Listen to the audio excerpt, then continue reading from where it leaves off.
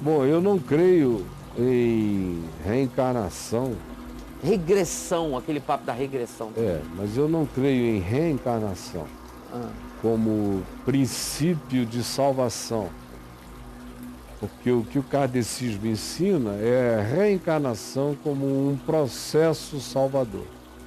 Você é salvo pelo aperfeiçoamento adquirido através de muitas vivências em fases diferentes da história, onde você tem sempre a chance de novo e de novo de consertar erros passados pelos quais você reencarnou numa situação de dificuldade ou dentro da conjuntura na qual supostamente você teria a chance de aprender o que no passado você não aprendeu, de absorver o que você não absorveu e de crescer e de se iluminar na direção do que você no passado desperdiçou e não alcançou. Então, não creio, a Escritura não ensina isso, Jesus nem por um segundo indicou isso, embora ele estivesse cercado dessa crença, porque os judeus dos dias dele, os judeus populares, os judeus do povão, a maioria deles cria em reencarnação. A gente vê isso lá em Mateus 16, quando as perguntas são reencarnacionistas, as respostas, perdão. Quando Jesus diz, quem diz às multidões que eu sou? As respostas dadas a Jesus são todas reencarnacionistas. Uns dizem que tu és Elias, uns dizem que tu és Jeremias, alguns acham que tu és um dos profetas que voltou. E havia até alguns que achavam que ele era João Batista, que tinha acabado de ser decapitado, mas cujas influências tinham grudado em Jesus.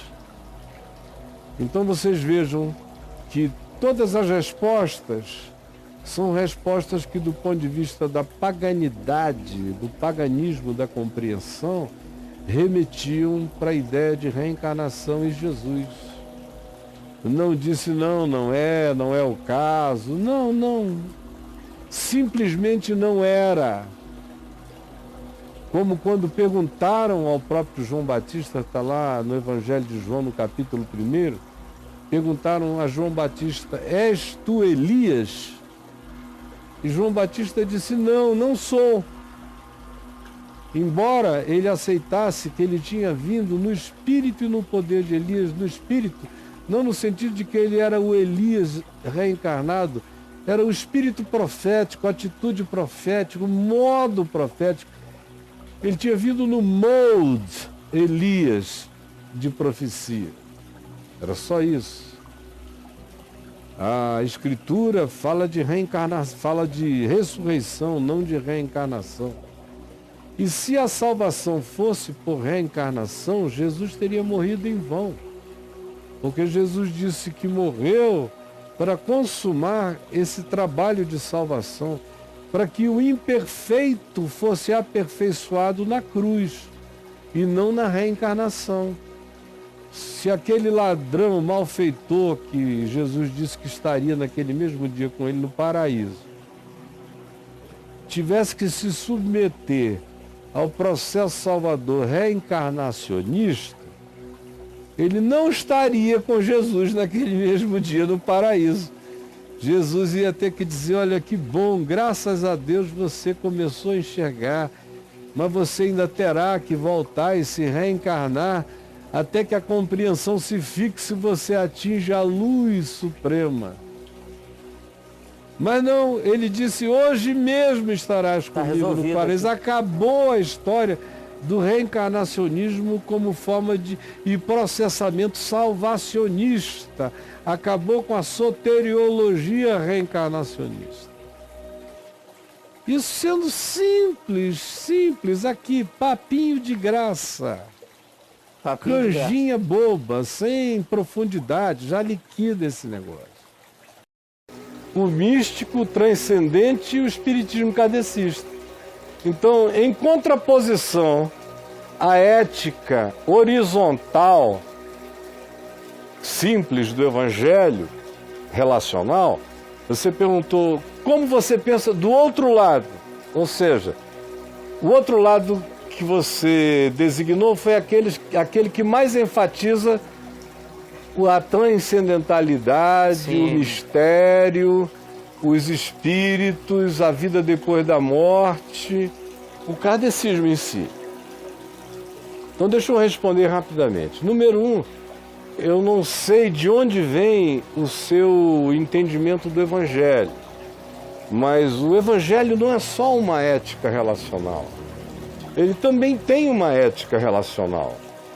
E é por essa ética relacional que a gente vê quem tem compromisso e quem não tem compromisso com o Evangelho, porque Deus decidiu ser amado no próximo, de modo que qualquer amor que eu diga que tenho por Deus, que não desemboque em amor, justiça, verdade, fidelidade, nas minhas relações com os humanos, meus irmãos e meu próximo, é morta diante de Deus. Tal fé sem relacionalidade é morta.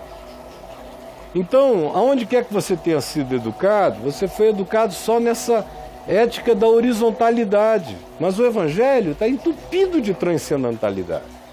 Quem crê tem a vida eterna, já é habitado pela vida eterna, o reino de Deus está dentro em vós, você sabe que já passou desta morte para a vida, aprende que a morte já não mata mais, ora e crê na visitação de Deus no meio da necessidade humana, sabe e crê na ressurreição de entre os mortos, crê que Jesus vai voltar. Creio que se eu cair morto aqui agora, vocês vão me cremar. Mas eu já estarei em Cristo Jesus eternamente, porque nele eu já vivo, nele eu já estou, nele eu sou. Então pode haver transcendência maior do que essa? Eu não creio na reencarnação, eu creio na ressurreição dos mortos. Por isso eu não creio no Espiritismo. Eu não vejo nada no Evangelho nem na justiça do reino de Deus que carregue a resemblance, a semelhança do Espiritismo, que é um movimento kármico. O homem faz o melhor, se não fizer o melhor, ele vai voltar para ter chance de melhorar no que ele não melhorou. Se ele fizer o pior, ele vai voltar tantas vezes quantas, num processo desmemoriado, porque o indivíduo não lembra de que vida teve, ele consiga oportunizar-se de maneira melhor para ir galgando posições de conquista evolutiva nesse mundo espiritual. Isso é totalmente contra o que o Evangelho ensina. Jesus nem de longe passou perto disso. Isso é uma abominação em relação ao fato de que Jesus disse na cruz: está pago, está consumado. É uma heresia louca, usando uma palavra que eu não gosto de usar, mas é uma loucura. Você crê na reencarnação e ao mesmo tempo crê que Jesus na cruz levou sobre si o pecado de todos os homens, de todas as eras, de todas as gerações, passadas, presentes e futuras.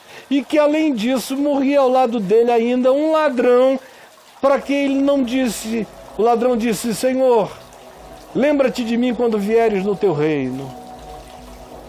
Porque ele se arrependeu, creu que os atos dele eram maus, e se arrependeu e disse, teve essa ousadia instantânea: lembra de mim quando tu voltares no teu reino. E Jesus não disse a ele, não, filho, tu tens que reencarnar muitas vezes, porque grandes foram os teus males.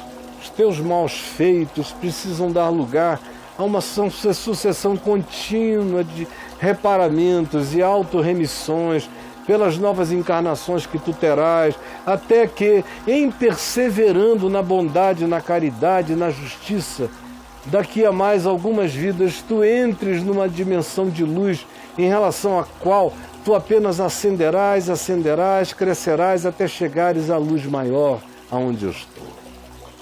Não. Jesus disse, ao contrário de toda essa sequência kardecista, hoje mesmo,